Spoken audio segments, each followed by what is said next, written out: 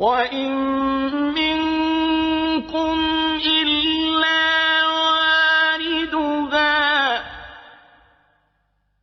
كَانَ عَلَىٰ رَبِّكَ حَتْمًا مَّقْضِيًّا. There is not one of you but shall approach it. That is a fixed ordinance of thy Lord.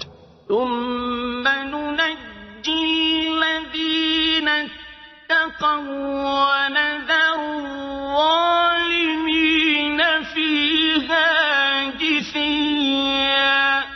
Then we shall rescue those who kept from evil and leave the evildoers crouching there. اور تم میں سے کوئی شخص نہیں مگر اسے اس پر گزرنا ہوگا، یہ تمہارے پروردگار پر لازم ہے، مقرر ہے۔ پھر ہم پرہیزگاروں کو نجات دیں گے اور ظالموں کو اس میں گھٹنوں کے بل پڑا ہوا چھوڑ دیں گے۔ سامعین، اب ان آیتوں کی تفسیر سماعت کیجیے۔ ہر کوئی جہنم پر سے گزرے گا۔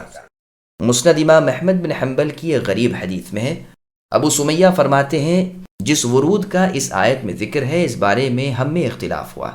کوئی کہتا تھا مؤمن اس میں داخل نہ ہوں گے، کوئی کہتا تھا داخل تو ہوں گے لیکن پھر بسبب اپنے تقوی کے نجات پا جائیں گے۔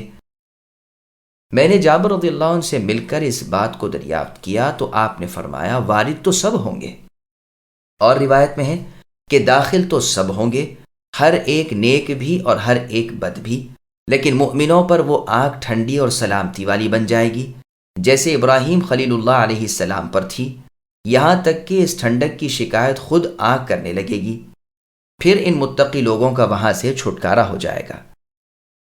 خالد ابن معدان فرماتے ہیں کہ جب جنتی جنت میں پہنچ جائیں گے کہیں گے کہ اللہ تعالیٰ نے تو فرمایا تھا کہ ہر ایک جہنم پر وارد ہونے والا ہے اور ہمارا ورود تو ہوا ہی نہیں، تو ان سے فرمایا جائے گا کہ تم وہیں سے گزر کر تو آ رہے ہو لیکن اللہ تعالیٰ نے اس وقت آنکھ ٹھنڈی کر دی تھی۔ عبداللہ بن رواحہ رضی اللہ عنہ ایک بار اپنی بیوی صاحبہ کے گھٹنے پر سر رکھ کر لیٹے ہوئے تھے کہ رونے لگے، آپ کی اہلیہ صاحبہ بھی رونے لگی تو آپ نے ان سے دریافت فرمایا کہ تم کیسے روئیں؟ انہوں نے جواب دیا کہ آپ کو روتا دیکھ کر۔ آپ رضی اللہ عنہ نے فرمایا مجھے تو آیت وَإِن مِّنكُمْ إِلَّا وَارِدُهَا یاد آ گئی اور رونا آ گیا، مجھے کیا معلوم کہ میں نجات پاؤں گا یا نہیں۔ اس وقت آپ بیمار تھے۔ ابو میسرہ جب رات کو اپنے بستر پر سونے کے لیے جاتے تو رونے لگتے اور زبان سے بے ساختہ نکل جاتا کہ کاش میں پیدا ہی نہ ہوتا۔ ایک مرتبہ آپ سے پوچھا گیا کہ آخر اس رونے دھونے کی کیا وجہ ہے، تو فرمایا یہی آیت ہے، یہ تو ثابت ہے کہ وہاں جانا ہوگا اور یہ نہیں معلوم کہ نجات بھی ہوگی یا نہیں۔ ایک بزرگ شخص نے اپنے بھائی سے فرمایا کہ آپ کو یہ تو معلوم ہے کہ ہمیں جہنم پر سے گزرنا ہے؟ انہوں نے جواب دیا ہاں یقیناً معلوم ہے۔ پھر پوچھا کیا یہ بھی جانتے ہو کہ وہاں سے پار ہو جاؤ گے؟ انہوں نے فرمایا اس کا کوئی علم نہیں۔ پھر ہمارے لیے ہنسی خوشی کیسی؟ یہ سن کر جب سے لے کر موت کی گھڑی تک ان کے ہونٹوں پر ہنسی نہیں آئی۔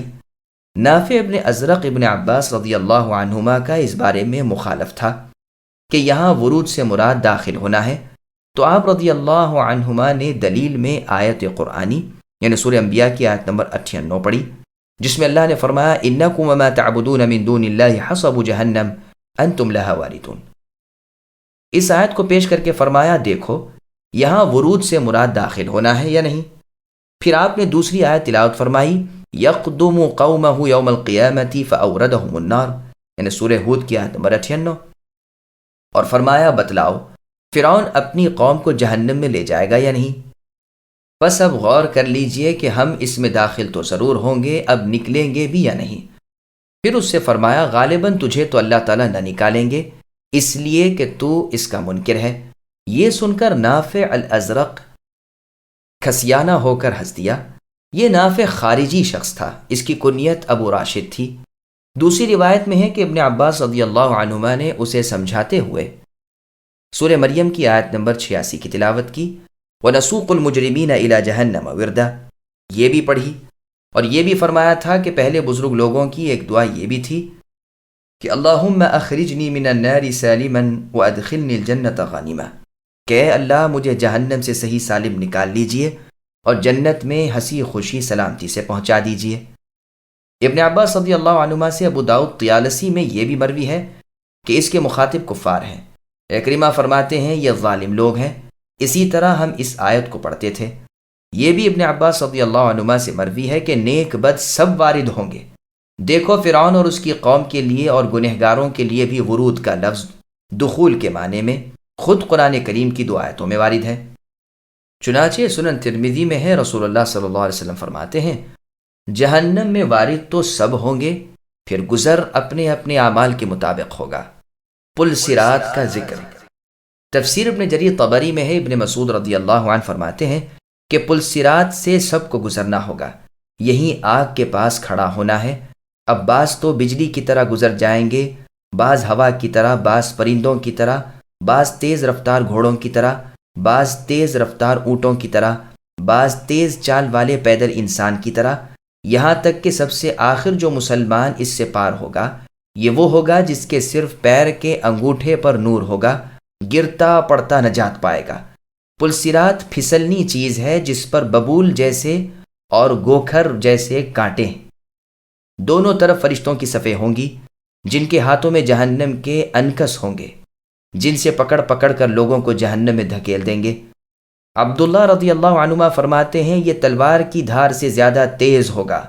پہلا گروہ تو تجلی کی طرح آن کی آن میں پار ہو جائے گا، دوسرا گروہ ہوا کی طرح جائے گا، تیسرا تیز رفتار گھوڑوں کی طرح، چوتھا تیز رفتار جانور کی طرح۔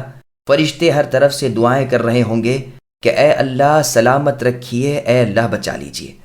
بخاری اور مسلم کی بہت سی مرفوع حدیثوں میں بھی یہ مضمون وارد ہوا ہے۔ کعب رضی اللہ عنہ کا بیان ہے کہ جہنم اپنی پیٹھ پر تمام لوگوں کو جما لے گی۔ جب سب نیک و بد جمع ہو جائیں گے تو اللہ تعالیٰ کا حکم ہوگا کہ اپنے والوں کو تو پکڑ لے اور جنتیوں کو چھوڑ دے۔ اب جہنم سب برے لوگوں کا نوالا کر جائے گی۔ وہ برے لوگوں کو اس طرح جانتی پہچانتی ہے جس طرح تم اپنی اولاد کو، بلکہ اس سے بھی زیادہ۔ مؤمن صاف بچ جائیں گے۔ سنو جہنم کے داروغوں کی قد 100 سال کی راہ کے ہیں، ان میں سے ہر ایک کے پاس گرز یعنی ہتھوڑے ہیں، ایک مارتے ہیں تو 7 لاکھ آدمیوں کا چورا ہو جاتا ہے۔ مسند احمد میں ہے کہ رسول اللہ صلی اللہ علیہ وسلم نے فرمایا مجھے اپنے رب کی ذات پاک سے امید ہے کہ بدر اور حدیبیہ کے جہاد میں شامل ہونے والے جو ایماندار صحابہ تھے ان میں سے ایک بھی انشاءاللہ دوزخ میں نہ جائے گا۔ یہ سن کر ام المؤمنین حفصہ رضی اللہ عنہا نے کہا یہ کیسے؟ اے اللہ کے نبی، قرآن میں تو اللہ تعالیٰ فرماتے ہیں کہ تم میں سے ہر ایک اس پر یعنی جہنم پر وارد ہونے والا ہے۔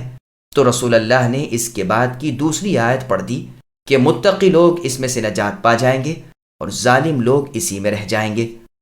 بخاری اور مسلم میں ہے رسول اللہ نے فرمایا کہ جس کے 3 بچے فوت ہو گئے ہوں اسے آگ نہ چھوئے گی مگر صرف قسم پوری ہونے کے طور پر۔ اس سے مراد یہی آیت ہے۔ قتادہ رحمہ اللہ فرماتے ہیں مراد اس آیت سے گزرنا ہے۔ عبد الرحمن کہتے ہیں مسلمان تو پل صراط سے گزر جائیں گے اور مشرک جہنم میں گر جائیں گے۔ چنانچہ تفسیر ابن جریر طبری میں ہے رسول اللہ فرماتے ہیں اس دن بہت سے مرد عورت اس پل پر سے پھسل پڑیں گے، اس کے دونوں کناروں پر فرشتوں کی صف بندی ہوگی جو اللہ سے سلامتی کی دعائیں کر رہے ہوں گے۔ یہ اللہ تعالیٰ کی قسم ہے جو پوری ہو کر رہے گی۔ اللہ کا فیصلہ ہو چکا ہے اور اللہ تعالیٰ اسے اپنے ذمے لازم کر چکے ہیں۔ پل صراط پر جانے کے بعد پرہیزگار تو پار ہو جائیں گے، ہاں کافر گنہگار اپنے اپنے اعمال کے مطابق جہنم میں جھڑ جھڑ جائیں گے۔ مومن بھی اپنے اپنے اعمال کے مطابق نجات پائیں گے، جیسے عمل ہوں گے اتنی دیر وہاں لگ جائے گی۔ پھر یہ نجات یافتہ اپنے دوسرے مسلمان بھائیوں کی سفارش کریں گے، ملائکہ شفاعت کریں گے اور انبیاء بھی۔ پھر بہت سے لوگ تو جہنم میں سے اس حالت میں نکلیں گے کہ آگ انہیں کھا چکی ہوگی مگر چہرے کی سجدے کی جگہ بچی ہوئی ہوگی۔ پھر اپنے اپنے باقی ایمان کے حساب سے دوزخ سے نکالے جائیں گے۔ جن کے دلوں میں بقدر دینار کے ایمان ہوگا وہ اول نکلیں گے، پھر اس سے کم والے، پھر اس سے کم والے، یہاں تک کہ رائی کے دانے کے برابر ایمان والے، پھر اس سے کم والے، پھر اس سے بھی کمی والے، پھر وہ جس نے اپنی پوری عمر میں لا الہ الا اللہ کہہ دیا ہو گو کچھ بھی نیکی نہ کی ہو۔ پھر تو جہنم میں وہی رہ جائیں گے جن پر ہمیشگی اور دوام لکھا جا چکا ہے۔ یہ تمام خلاصہ ہے ان حدیثوں کا جو صحت کے ساتھ آ چکی ہیں۔ پس پل صراط پر جانے کے بعد نیک لوگ اللہ کے فضل و کرم سے پار ہو جائیں گے اور بد لوگ کٹ کٹ کر جہنم میں گر پڑیں گے۔